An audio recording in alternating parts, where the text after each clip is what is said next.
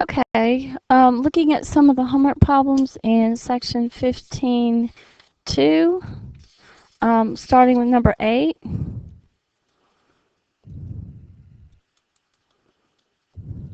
We'll find the limit of this.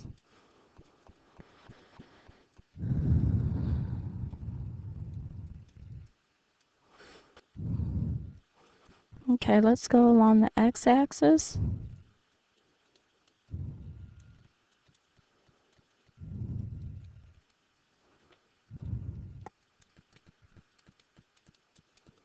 And if you go along the y-axis, like I said, you're just trying to find two different paths where they're not the same. Otherwise, you have to do an epsilon delta proof.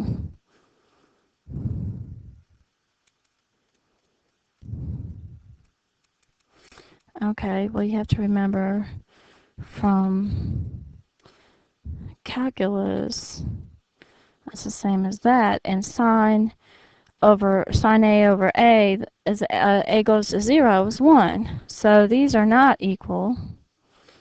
You have to remember the limit as A goes to 0, sine A over A is 1. So this limit does not exist. Pen.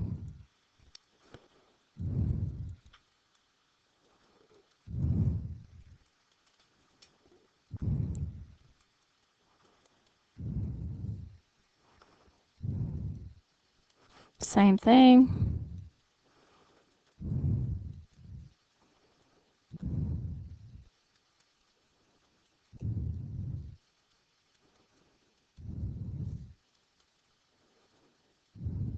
Go along the x and the y-axis.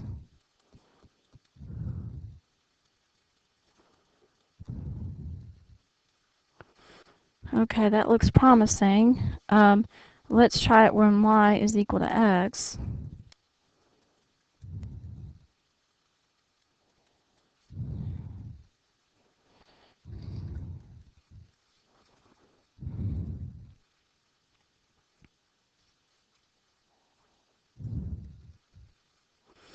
So in this function we let y equal to x, and that equals 2, so these aren't equal, so it does not exist.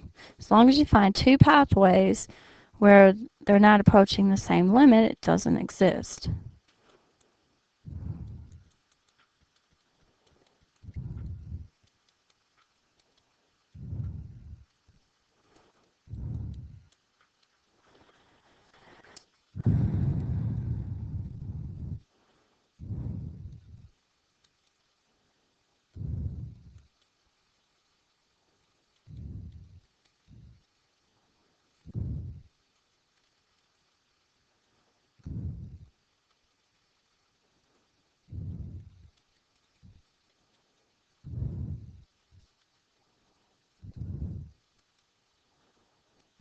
We do the x and the y-axis.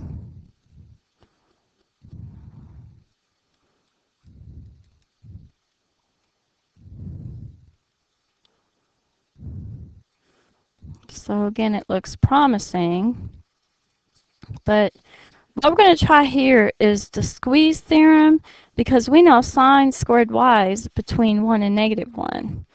So we know this is true. We're going to concentrate on this term because you're adding a positive term to it, so it has to be larger. So when you divide it, it has to be less than or equal to 1.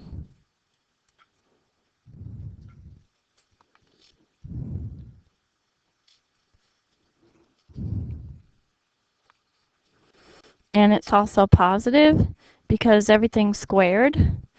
So that term is between 0 and 1. When you multiply everything through by a sine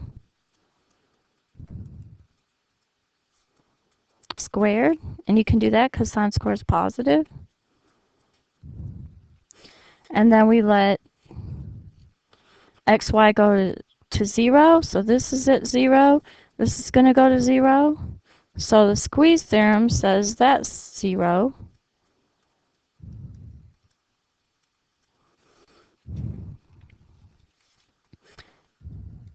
So the limit of our function is 0. Here you didn't have to do a epsilon delta because we used the squeeze theorem and we know that works. We've already proven that fact. So our limit here is 0. So pretty much all the theorems that we did for functions of one variables hold here. Okay, let's look at 16.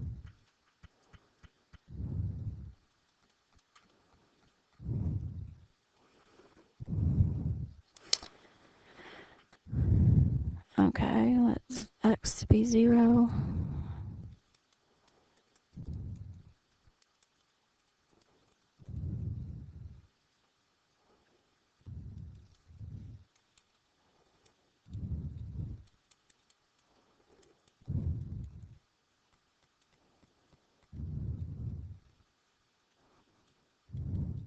Okay, that looks promising. Now, let's let y equal x.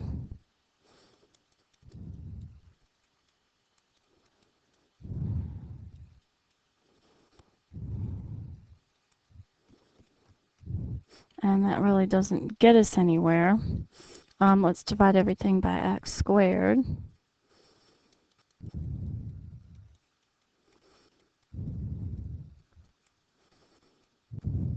Okay, the bottom is larger, so the bottom, if we look, this function is going to act like 1 over x squared. And as x goes to 0,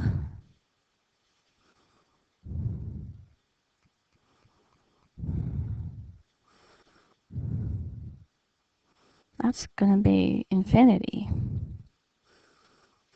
So this limit doesn't exist. We could also do a little trick here. We could let x be y to the 4th.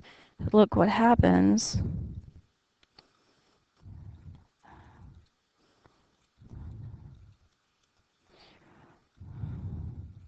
We get y to the 8th on top, 2y to the 8th on the bottom, and that goes to 1/2. This does not exist.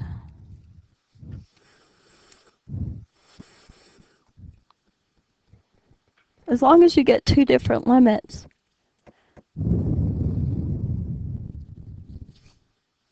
then you will not have a limit.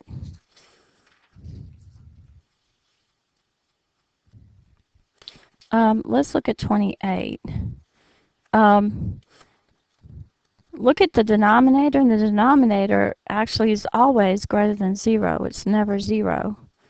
So this function is continuous everywhere. That's the only problem usually you have is with your denominator. And if we look at this one, e to any power is always continuous on all real numbers, and this is going to be continuous on its domain. So the domain is when the inside expression is greater than or equal to 0. So that's when that function is continuous. Okay, when you have sine inverse, you have to remember the domain of sine inverse.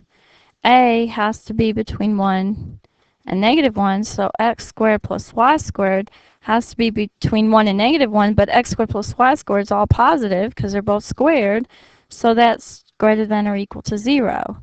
So the domain is that it's continuous inside and on the circle x squared plus y squared equals 1. That's a circle, and it can be on the circle because it could be equal to 1, and it's also inside the circle. Okay.